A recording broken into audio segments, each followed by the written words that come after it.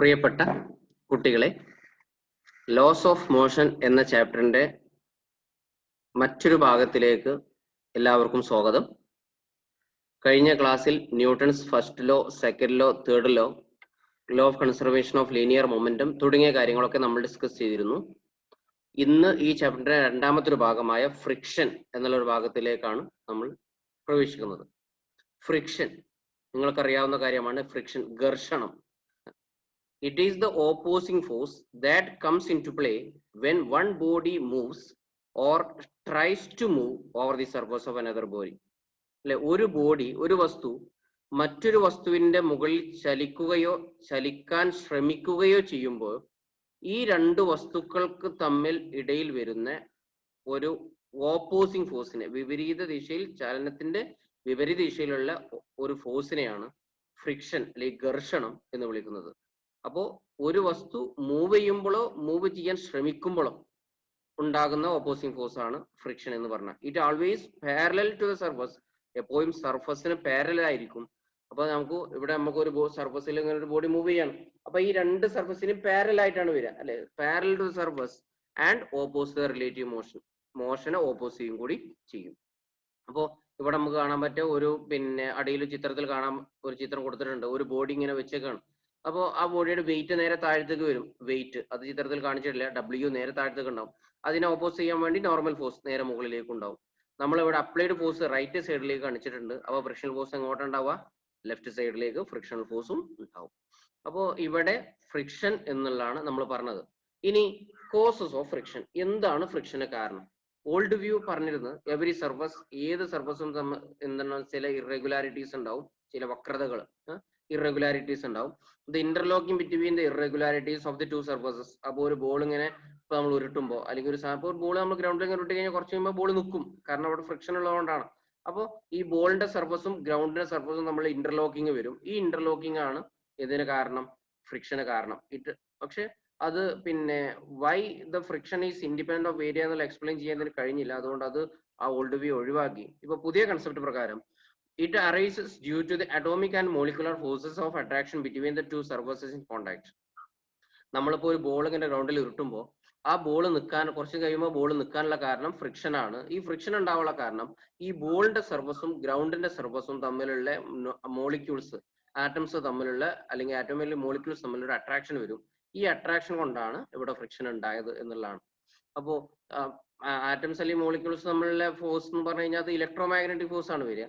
Charges കൊണ്ടുള്ള force ആണ്, electromagnetic force ആണ്. അപ്പോൾ ഫ്രിക്ഷണൽ ഫോഴ്സും ബേസിക് ഫണ്ടമെന്റൽ ഫോഴ്സസിലെ ഏത് കൂട്ടത്തിലാണ് വരിക? ഇലക്ട്രോമാഗ്നറ്റിക്കിലാണ് വരിക. ഓക്കെ, ഇനി ടൈപ്സ് ഓഫ് ഫ്രിക്ഷൻ. അപ്പോൾ ഫ്രിക്ഷൻ എന്താണ് എന്നുള്ളതാണ് നമ്മളിവിടെ പറഞ്ഞത്. രണ്ടാമത്തെ ഒരു ഭാഗം ടൈപ്സ് ഓഫ് ഫ്രിക്ഷൻ. അപ്പോൾ ഫ്രിക്ഷന്റെ ഡെഫിനേഷൻ പഠിക്കണം. What is friction? The opposing force when one body that comes into play എന്ന് പറയണ നിർബന്ധമില്ല കേട്ടോ. അതൊരു പ്രയോഗമാണ്. It is the opposing friction എന്ന് പറഞ്ഞാൽ it is the opposing force when one body moves or tries to move over the surface of another body. ഒരു body move ചെയ്യുമ്പോഴോ മൂവ് ചെയ്യാൻ ശ്രമിക്കുമ്പോഴോ വരുന്ന ഓപ്പോസിംഗ് ഫോഴ്സിനെയാണ് ഫ്രിക്ഷൻ എന്ന് വിളിക്കുക. ഫ്രിക്ഷൻ നമുക്ക് ക്ലാസിഫൈ ചെയ്യാൻ പറ്റും. രണ്ട് തരത്തിലുണ്ട് ഫ്രിക്ഷൻ. സ്റ്റാറ്റിക് ഫ്രിക്ഷനും ഉണ്ട്, കൈനറ്റിക് ഫ്രിക്ഷനും ഉണ്ട്. Static friction and kinetic friction. ഈ കൈനറ്റിക് ഫ്രിക്ഷനെ വീണ്ടും നമുക്ക് രണ്ട് രൂപത്തിൽ ക്ലാസിഫൈ ചെയ്യാൻ പറ്റും. സ്ലൈഡിംഗ് ഫ്രിക്ഷനും ഉണ്ട്, റോളിംഗ് ഫ്രിക്ഷനും ഉണ്ട്. അപ്പൊ നമുക്ക് ഓരോന്നോരോന്ന് നോക്കാം. Static friction. സ്റ്റാറ്റിക് ഫ്രിക്ഷൻ എന്ന് പറഞ്ഞാൽ it is the opposing force when one body tends to move over the surface of another but the actual motion has not yet started. Original ആയിട്ട് motion start ചെയ്തിട്ടില്ല, പക്ഷെ നമ്മൾ move ചെയ്യാൻ ശ്രമിക്കുന്നുണ്ട്. ആ സമയത്തുള്ള ഓപ്പോസിംഗ് ഫോഴ്സിനെയാണ് സ്റ്റാറ്റിക് ഫ്രിക്ഷൻ എന്ന് വിളിക്കുക. ഇപ്പൊ നമുക്ക് ഒരു എക്സാമ്പിൾ പറയാം. ഒരു കാർ ഇപ്പൊ അങ്ങനെ തള്ളുകയാണ്. ഇപ്പൊ നമ്മൾ ഒരാൾ പോയിട്ട് ഒരു കാർ ഇങ്ങനെ തള്ളാൻ നിൽക്കുമ്പോൾ നമ്മൾ ഒറ്റക്ക് ഇങ്ങനെ ഉന്തി, അപ്പൊ ഒരു കാർ വെറുതെ നിർത്തിയിട്ടൊക്കെയാണ്. അപ്പൊ അവിടെ ഫ്രിക്ഷൻ ഉണ്ടോ? ഇല്ല. കാരണം മൂവ് ചെയ്യാൻ ശ്രമിക്കണില്ല. വെറുതെ ഇപ്പൊ നമ്മളൊരു സാധനം ബോൾ ഇങ്ങനെ നിൽക്കുമ്പോൾ അവിടെ ഫ്രിക്ഷൻ ഇല്ല. നമ്മൾ അതിനെ തട്ടുമ്പോഴാണ്, മൂവ് ചെയ്യുമ്പോഴാണ് അവിടെ ഫ്രിക്ഷൻ വരിക. അതേപോലെ ഒരു കാർ വെറുതെ ഇങ്ങനെ നിർത്തിയിട്ടാണെങ്കിൽ ഫ്രിക്ഷൻ ഉണ്ടോ? ഇല്ല. നമ്മൾ ഒരാളിങ്ങനെ തള്ളാൻ പോയി, അപ്പോൾ ഒരാളിങ്ങനെ തള്ളുമ്പോഴോ ചിലപ്പോൾ മൂവ് ചെയ്യൊന്നുമില്ല. അപ്പൊ നമ്മൾ ഒരു ലോറി ഇങ്ങനെ നിർത്തിയിട്ടുണ്ട്, അവിടെ ഫ്രിക്ഷൻ ഒന്നുമില്ല. ഒരാൾ ഒറ്റയ്ക്ക് എന്നിട്ട് ഒരു ലോറിനെ അങ്ങനെ തള്ളിയ ലോറി നീങ്ങുമോ? ഇല്ല. അപ്പൊ പക്ഷെ അവിടെ മൂവ് ചെയ്യാൻ ശ്രമിക്കുന്നുണ്ട്. കാരണം നമ്മൾ അപ്ലൈഡ് ഫോഴ്സ് കൊടുക്കുന്നുണ്ട്. അപ്പൊ നമ്മൾ കൊടുത്ത അപ്ലൈഡ് ഫോഴ്സ് ഉണ്ടായിട്ടും എന്തുകൊണ്ടാണ് ലോറി മൂവ് ചെയ്യാത്തത്? കാരണം നമ്മൾ പിന്നെ അങ്ങോട്ട് അപ്ലൈഡ് ഫോഴ്സ് കൊടുക്കുമ്പോൾ ഇവിടെ ഫ്രിക്ഷണൽ ഫോഴ്സ് വരുന്നു. ഈ ഫ്രിക്ഷണൽ ഫോഴ്സ് നമ്മൾ അപ്ലൈഡ് ഫോഴ്സിനെ ക്യാൻസൽ ചെയ്തു. അപ്പോൾ ഫ്രിക്ഷണൽ ഫോഴ്സ് അവിടെ ആക്ട് ചെയ്യാൻ തുടങ്ങി. അപ്പോൾ ലോറി മൂവ് ചെയ്തിട്ടില്ല എപ്പോഴും, എന്നാലും ഫ്രിക്ഷണൽ ഫോഴ്സ് ഉണ്ട്. അപ്പോൾ പറഞ്ഞത് ക്ലിയർ ആവണം, വെറുതെ ഫ്രിക്ഷണൽ ഫോഴ്സ് ഉണ്ടാവില്ല. നമ്മൾ അപ്ലൈഡ് ഫോഴ്സ് കൊടുക്കുമ്പോൾ അവിടെ ഫ്രിക്ഷണൽ ഫോഴ്സ് വരും. ഏതുവരെ? പിന്നെ നമ്മൾ ഫോഴ്സ് ഒന്നും കൂടി കൂട്ടി, അപ്പൊ ഫ്രിക്ഷണൽ ഫോഴ്സും കൂടും. പിന്നെ നമ്മൾ ഫോഴ്സ് കൂട്ടി, അപ്പൊ ഫ്രിക്ഷണൽ ഫോഴ്സ് കൂടും. പിന്നെ നമ്മളിപ്പോൾ ഫോഴ്സ് കൂട്ടി കഴിഞ്ഞാൽ ലോറി തന്നെ ഒറിജിനലായിട്ട് മൂവ് ചെയ്യാൻ തുടങ്ങും അല്ലെ? രണ്ടോ മൂന്നോ ആൾക്കാർ വന്നിട്ട് നമ്മളെ ലോറിയെ തള്ളുമ്പോൾ ആ ലോറി ഒറിജിനലായിട്ട് മൂവ് ചെയ്യും. അപ്പോൾ അവിടെ ആക്ച്വൽ മോഷൻ സ്റ്റാർട്ട് ചെയ്തു. അങ്ങനെ ആക്ച്വൽ മോഷൻ സ്റ്റാർട്ട് ചെയ്യുന്നത് വരെയുള്ള ഫ്രിക്ഷനാണ് സ്റ്റാറ്റിക് ഫ്രിക്ഷൻ എന്ന് വിളിക്കുക. It is the opposing force when one body tends to move over the surface of another. വേറൊരു ബോഡിന്റെ മുകളിൽ മൂവ് ചെയ്യാൻ ശ്രമിക്കണം, പക്ഷെ ആക്ച്വൽ മോഷൻ സ്റ്റാർട്ട് ചെയ്യാൻ പാടില്ല. ആ സമയത്തുള്ളതിനെ സ്റ്റാറ്റിക് ഫ്രിക്ഷൻ എന്ന് വിളിക്കുക. It does not exist by itself. വെറുതെ ഉണ്ടാവില്ല എന്ന് പറഞ്ഞാൽ വെറുതെ ലോറി നിർത്തിയിട്ടുമ്പോൾ അവിടെ സ്റ്റാറ്റിക് ഫ്രിക്ഷൻ ഉണ്ടോ? ഇല്ല. റെസ്റ്റിലുള്ള മൂവ് ചെയ്യാത്ത സമയത്തുള്ള ഫ്രിക്ഷൻ തന്നെയാണ് സ്റ്റാറ്റിക് ഫ്രിക്ഷൻ. പക്ഷെ വെറുതെ ഒരു സാധനം ഇങ്ങനെ ലോറി നിർത്തിയിട്ടുമ്പോൾ ഒരു ബ്ലോക്ക് അവിടെ അങ്ങനെ നിൽക്കുമ്പോൾ, ഒരു കല്ല് അവിടെ അങ്ങനെ വെറുതെ നിൽക്കുകയാണ്, അവിടെ ഫ്രിക്ഷൻ ഉണ്ടോ? ഇല്ല. പക്ഷെ നമ്മൾ ആ ലോറിയെ തള്ളാൻ ശ്രമിക്കുമ്പോൾ അവിടെ സ്റ്റാറ്റിക് ഫ്രിക്ഷൻ വരും. പക്ഷെ അപ്പോൾ ലോറി മൂവ് ചെയ്യണില്ലേ? അതാണ് it opposes the impending motion. അതാണ് അടുത്തൊരു ടേം പറഞ്ഞത്. It opposes the impending motion. Impending മോഷനെ ഓപ്പോസ് ചെയ്യണം.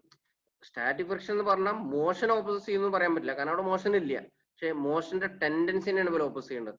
നമ്മളൊരു ഫോഴ്സ് ഇങ്ങനെ കൊടുക്കുമ്പോൾ ആ ഫോഴ്സിനെ ഇവർ ഓപ്പോസ് ചെയ്യാണ്. അതാണ് സ്റ്റാറ്റിക് ഫ്രിക്ഷൻ പ്രത്യേകത. It opposes the impending motion. Motion എന്നുള്ള ടെൻഡൻസിനെ തന്നെ ഇവർ ഓപ്പോസ് ചെയ്യും. അപ്പൊ നമ്മൾ പറഞ്ഞു, ഇപ്പൊ നമ്മൾ ലോറി നിർത്തിയിട്ടേക്കാണ്. നമ്മൾ അസ്യൂം ചെയ്യുക ഒരു ലോറി ഒരു 4 ആൾക്കാർ തള്ളിയാലേ ആ ലോറി നീങ്ങുള്ളൂ, അങ്ങനെ അസ്യൂം ചെയ്യും. അപ്പൊ ഒന്നാമത്തെ ആൾ ഇങ്ങനെ വന്ന് തള്ളി, അങ്ങനെ അയാൾ ചെറിയ ഫോഴ്സ് കൊടുത്തു, ലോറി നീങ്ങുമോ? ഇല്ല. കാരണം എന്താ? നമ്മൾ ചെറിയ ഫോഴ്സ് കൊടുക്കുമ്പോൾ ഇവിടെ ഓപ്പോസിംഗ് ആയിട്ടും ചെറിയ ഫോഴ്സ് വരും. നമ്മൾ കുറച്ചും കൂടി ഫോഴ്സ് കൂട്ടി, നമ്മൾ ശക്തിയായിട്ട് തള്ളി, അപ്പോഴും ലോറി നീങ്ങണില്ല, കാരണം നമ്മൾ ഫോഴ്സ് കൂട്ടുമ്പോൾ സ്റ്റാറ്റിക് ഫ്രിക്ഷനും കൂടി. നമ്മൾ രണ്ടാമത്തെ ആൾ വന്നു, വീണ്ടും ഫോഴ്സ് കൂടി, രണ്ടുപേരും കൂടി തള്ളണം, ഫോഴ്സ് കൂടുകയാണ്. ഫോഴ്സ് കൂടുമ്പോൾ ലോറി നീങ്ങണില്ല, കാരണം അപ്പോൾ ഫ്രിക്ഷൻ ഫോഴ്സും കൂടും.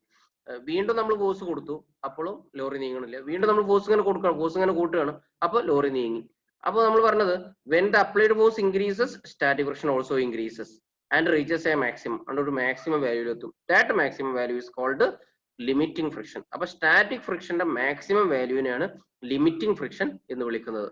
ഈ ലിമിറ്റിംഗ് ഫ്രിക്ഷനേക്കാളും നമ്മൾ ഫോഴ്സ് കൊടുത്താലോ ആ സാധനം ഒറിജിനലായിട്ട് മൂവ് ചെയ്യും. If the applied force is greater than limiting friction the motion start ചെയ്യും. അപ്പൊ പിന്നെ സ്റ്റാറ്റിക് ഫ്രിക്ഷൻ അല്ല, അപ്പൊ പിന്നെ മൂവിംഗ് ഫ്രിക്ഷൻ ആണ്, കൈനറ്റിക് ഫ്രിക്ഷൻ എന്നാണ് നമ്മൾ അതിനെ വിളിക്കുക, നമ്മൾ പറയുന്നുണ്ട്. ഓക്കെ, അപ്പൊ ലിമിറ്റിംഗ് ഫ്രിക്ഷൻ എന്താണെന്ന് മനസ്സിലായില്ലേ? സ്റ്റാറ്റിക് ഫ്രിക്ഷന്റെ മാക്സിമം വാല്യൂവിനാണ്.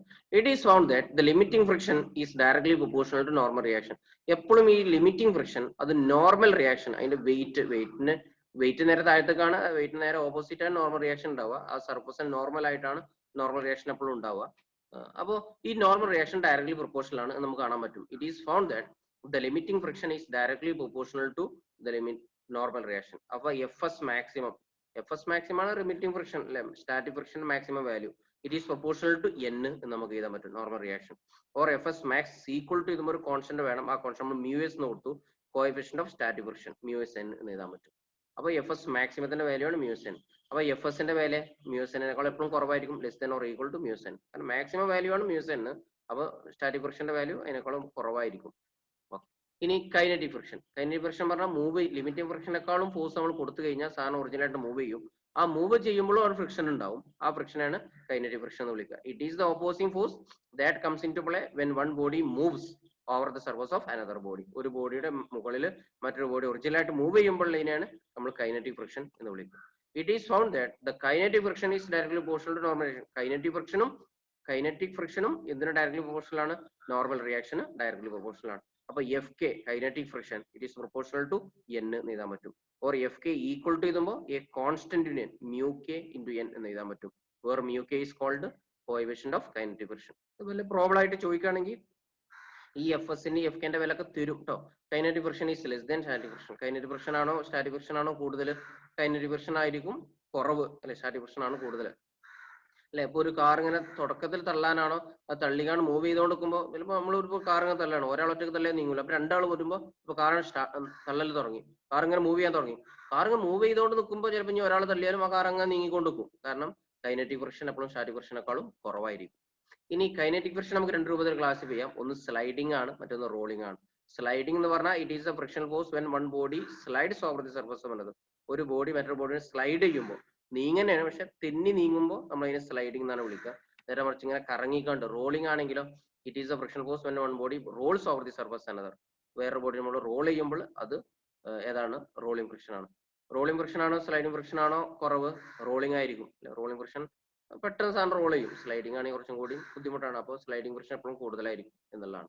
അപ്പോൾ നമ്മൾ ടൈപ്സ് ഓഫ് ഫ്രിക്ഷനുകളാണ് ഇവിടെ നമ്മൾ ഡിസ്കസ് ചെയ്തത്. ഇനി ലോസ് ഓഫ് ഫ്രിക്ഷൻ, ഫ്രിക്ഷന്റെ ചില ലോസുകൾ നമുക്ക് പറയാം. ഒന്ന്, frictional force depends on the nature of surface in contact. Frictional force എപ്പോഴും നേച്ചർ ഓഫ് സർഫസിനെ ഡിപ്പെൻഡ് ചെയ്യും. അല്ലെ, നമ്മളൊരു ബോള് നമ്മളെ ഗ്രൗണ്ടിൽ ഉരുട്ടുന്നതും അതേ ബോള് നമ്മളെ പിന്നെ ഫ്ലോറിൽ നമ്മൾ ടൈലൊക്കെ ഇട്ട സ്ഥലത്ത് ഉരുട്ടുന്നതും അതേ ബോളിനെ നല്ല കല്ലും ഒക്കെ ഉള്ള പിന്നെ വളരെ റഫായിട്ടുള്ള സ്ഥലത്ത് ഒരേപോലെയാണോ? അല്ല. ടൈലായ സ്ഥലത്ത് കൂടുതൽ ദൂരം അവിടെ ഫ്രിക്ഷൻ കുറവാണ്. ഗ്രൗണ്ടിൽ അതിനേക്കാളും ഫ്രിക്ഷൻ കൂടുതലാണ്. നമ്മൾ മണലിലാണ് ഒരു കടൽ തീരത്ത് ഒരു മണലിലാണ് നമ്മൾ ഉരുട്ടെന്ന് വെച്ചാലോ, പിന്നെ ബീച്ചിലാണ് ഉരുട്ടെന്ന് വെച്ചാൽ പെട്ടെന്ന് നിൽക്കും. കാരണം അവിടെ ഫ്രിക്ഷൻ പിന്നെയും കൂടുതലായിരിക്കും. അപ്പോൾ തീർച്ചയായും നേച്ചർ ഓഫ് സർഫസിനെ ഡിപ്പെൻഡ് ചെയ്യും. മറ്റൊന്ന്, it is independent of area of contact. ഏരിയനെ ഡിപ്പെൻഡ് ചെയ്യൂല ഫ്രിക്ഷൻ എന്നുള്ളത്.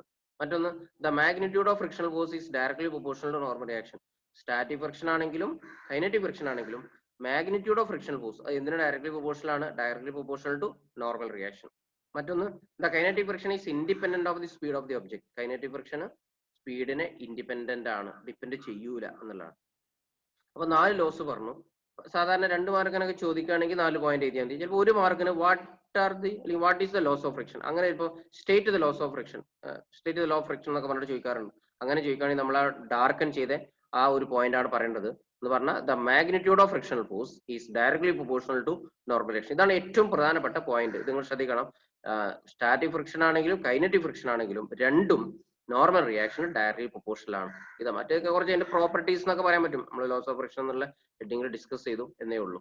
ഓക്കെ, ഇനി ആംഗിൾ ഓഫ് ഫ്രിക്ഷൻ എന്നുള്ള ഒരു ടേമും കൂടി നമുക്ക് ഇവിടെ ഉണ്ട്. It is the angle which the resultant of the limiting friction. ഈ ആംഗിൾ ഓഫ് ഫ്രിക്ഷൻ എന്നുള്ള ഈ ഭാഗം നമുക്ക് പിന്നെ നിങ്ങളെ പ്രിന്റർ നോട്ടിൽ ഉണ്ടാവും. ആംഗിൾ ഓഫ് ഫ്രിക്ഷനും അതേപോലെ ആംഗിൾ ഓഫ് റീപോസും. അത് നമ്മൾ പിന്നീട് എടുക്കാം, ക്ലാസ് തുടങ്ങിയ ശേഷം. അതായിരിക്കും ഒന്നുകൂടി നന്നാവുക.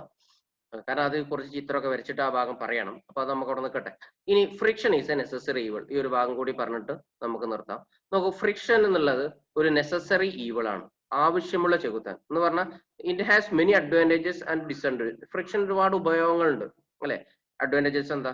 It helps to walk. നമ്മൾ നടക്കാൻ നമുക്ക് പിന്നെ കഴിയുന്നത് ഫ്രിക്ഷൻ ഉള്ളതുകൊണ്ടാണ് അല്ലെ. ഇപ്പൊ നമ്മൾ ചില സ്ഥലത്ത് ഇങ്ങനെ സ്ലിപ്പായി പോകുന്ന പറയും. ഇപ്പൊ നല്ല പിന്നെ വഴുക്കുള്ള സ്ഥലത്ത് നമുക്ക് നടക്കാൻ ബുദ്ധിമുട്ടാണ്. കാരണം എന്താ? അവിടെ ഫ്രിക്ഷൻ കുറവാണ്. അപ്പൊ ഫ്രിക്ഷൻ ഉള്ളതുകൊണ്ടാണ് നമുക്ക് നടക്കാൻ പറ്റുന്നത്. അപ്പൊ ഫ്രിക്ഷൻ തീരെ ഇല്ലെങ്കിലോ നടക്കാൻ കഴിയില്ല. അപ്പൊ നടക്കാൻ കഴിയുന്നത് ഫ്രിക്ഷൻ ഉള്ളതുകൊണ്ടാണ്.